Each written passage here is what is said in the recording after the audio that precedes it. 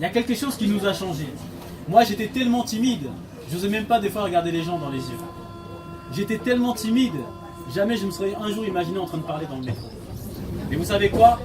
Il y a quelque chose qui m'a changé. Il y a quelque chose qui s'est passé dans ma vie, qui fait qu'aujourd'hui, je peux prendre le train et venir parler aux gens. Qui fait qu'aujourd'hui, je peux parler de ce dont je vais vous parler tout à l'heure. Avec amour, avec joie. Sans honte, sans crainte. Pourquoi? Parce que je sais que ça a changé ma vie, mesdames et messieurs. Vous savez, je sais que dans la vie, on a souvent des masques. On a souvent des façades. Vous savez, des fois, on va mal. Mais quand on nous pose la question, comment ça va? On dit non, ça va bien. Des fois même, on prend un sourire. Parce qu'on vit avec des masques, mesdames et messieurs. Et lorsqu'on est seul dans sa chambre, lorsqu'on est seul, là, on enlève le masque. Et là, vraiment, ce que nous sommes réellement dans notre cœur ressort. Parce qu'on ne veut pas perdre la face devant les autres.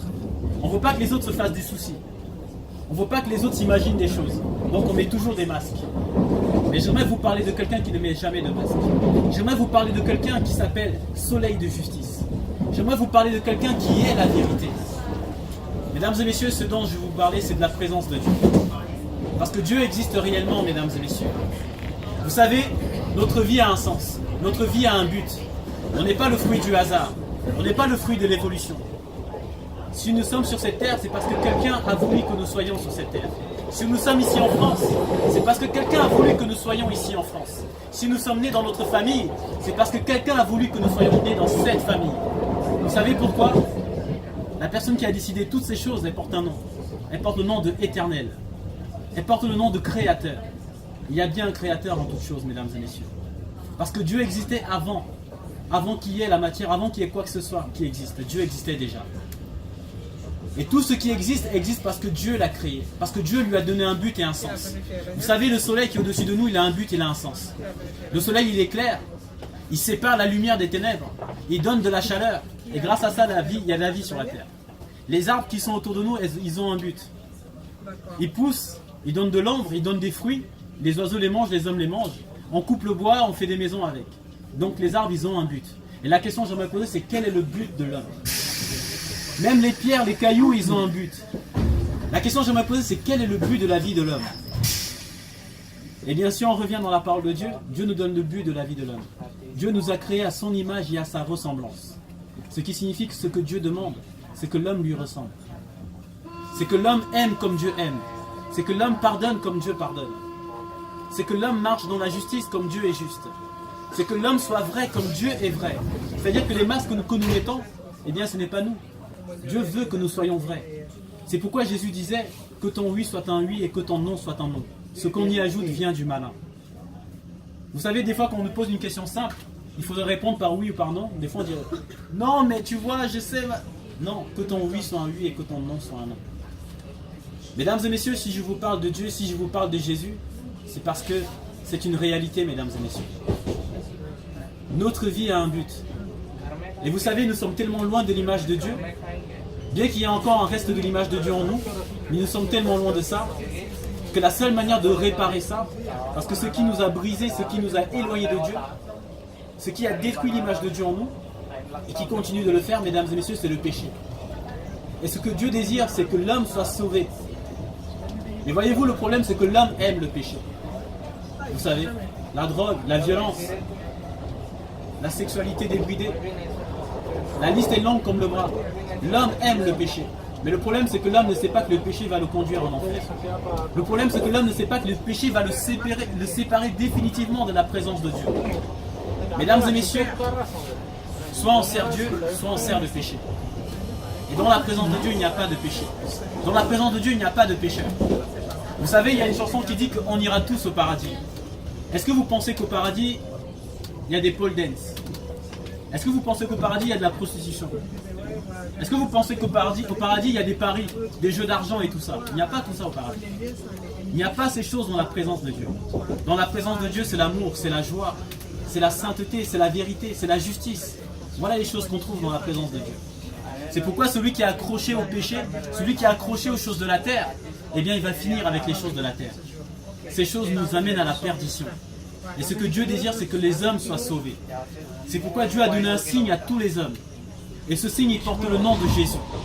Jésus disait, je suis le chemin, la vérité et la vie. Personne ne va au Père sans passer par moi. Il disait qu'il n'y a pas d'autre chemin que lui.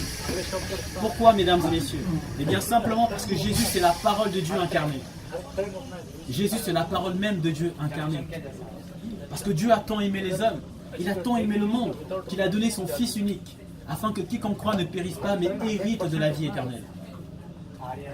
J'aimerais vraiment vous dire, mesdames et messieurs, que la vie, c'est pas métro, boulot, dodo.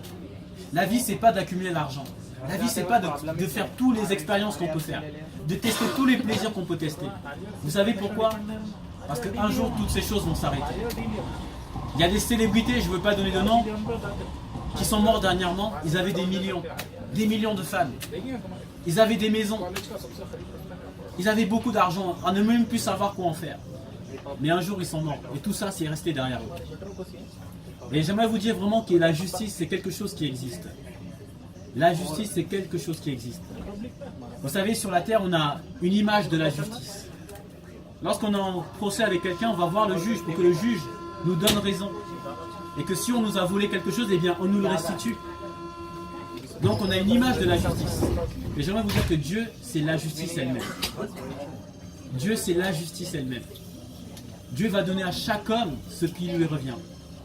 Lorsque vous travaillez à la fin du mois, votre salaire vous revient. Mais la vie que vous avez vécue sur la terre, il y a un salaire aussi pour ça. Et le problème, c'est que le salaire, ce sera soit la vie, soit la perdition. Soit le paradis dans la présence de Dieu, soit l'enfer. Et ce que Dieu désire, c'est que nous puissions recevoir le salaire de la vie. Mais comment Dieu peut-il nous donner un salaire que nous ne méritons pas? Parce que nous avons tous fait le mal dans notre vie. Nous avons tous transgressé, nous avons tous menti, nous avons tous fait des choses qui ne sont pas correctes. Et donc le problème, c'est que le salaire de ces choses, eh bien c'est la mort, c'est l'enfer. Mais la parole de Dieu nous dit que Dieu a tant aimé le monde, Dieu a tant aimé les hommes qu'il a donné son Fils unique. Et c'est pourquoi, vous savez, Jésus est mort à la croix. Il n'est pas mort à la croix parce qu'il avait fait des choses méchantes. Il est mort à la croix parce qu'il a voulu payer notre dette à notre place. C'est pourquoi la parole de Dieu nous dit, mais comment échapperons-nous en négligeant un si grand salut? Que quelqu'un qui est innocent donne sa vie pour nous. Voilà ce que Jésus a fait. Voilà ce que Jésus a fait, mesdames et messieurs. Aujourd'hui, ce soir, nous voulons l'annoncer. Parce que nous qui avons fait des choses dans notre vie, nous avons reconnu que nous méritions la colère, la justice de Dieu. Eh bien, Dieu, dans sa grâce, nous a pardonné. Pourquoi? Parce que Jésus a déjà payé le prix. Le salut est gratuit, mesdames et messieurs. On ne vous oblige pas. On ne fait que parler, on ne fait que l'annoncer. Le reste vous appartient. Mais c'est pourquoi le jour où vous serez présenté devant Dieu, vous n'aurez pas d'excuses. Parce que vous avez entendu les paroles de la vérité. Vous aurez entendu l'évangile. Dieu appelle tous les hommes à se repentir. Dieu appelle tous les hommes à regarder dans leur cœur, à regarder dans leur vie et à demander pardon pour le péché qu'ils ont fait. Et la seule manière d'être pardonné, c'est par le sacrifice de Jésus-Christ. Il ne s'agit pas de religion. Il ne s'agit pas de philosophie. Il s'agit de la vérité, mesdames et messieurs. La vérité, c'est que nous avons tous péché. La vérité, c'est que nous méritons tous la condamnation à cause du péché. Et la vérité, c'est que Jésus-Christ a donné sa vie pour nous.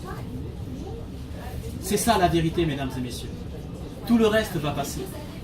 Le grand homme qui est Salomon disait « Vanité des vanités, tout est vanité ». Ça veut dire que tout ce qui est autour de nous, mesdames et messieurs, un jour ou l'autre, ça va passer. Il y a des gens qui donnent leur vie pour le football.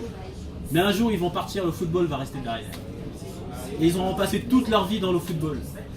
Mais ils n'auront jamais pris le temps de faire la paix avec Dieu avant de partir. Ils n'auront jamais pris le temps de mettre leur vie en règle avec Dieu avant de partir. Parce que vous savez, nous sommes tous de passage sur cette terre. Et pourtant, des fois, on vit comme si on allait vivre éternellement comme ça. Vraiment, j'aimerais vous encourager. Demandez à Dieu de vous aider à compter vos jours. Vraiment, s'il y a une chose dont il faut se souvenir, c'est que Jésus-Christ a donné sa vie pour nous. Je sais qu'on est souvent occupé par le travail, la famille, les projets. Mais j'aimerais vous dire une chose, mesdames et messieurs. La première occupation dans la vie d'un homme, ça doit être de mettre sa vie en règle. Parce qu'un jour, il va partir. Un jour, il va partir. Vous savez, moi, j'ai commencé à réfléchir sur mon lit d'hôpital. Bien que je savais que Dieu existait, ça ne m'a pas empêché de faire n'importe quoi. Mais sur mon lit d'hôpital, j'ai commencé à réfléchir. Je me suis dit, mais avec tout ce que je viens de faire là, si je meurs comme ça, où est-ce que je vais finir? Si je meurs comme ça, où est-ce que mon âme va terminer? Vous savez, c'est souvent lorsqu'on est dans les problèmes qu'on commence à réfléchir sérieusement.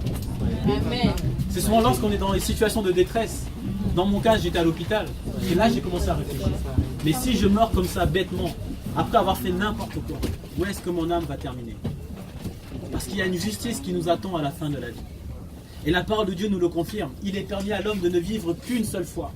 Et après quoi vient le jugement. Mon ami, qu'est-ce que tu as fait de ta vie? Tu as passé ton temps à travailler. Tu as passé ton temps à chercher les femmes.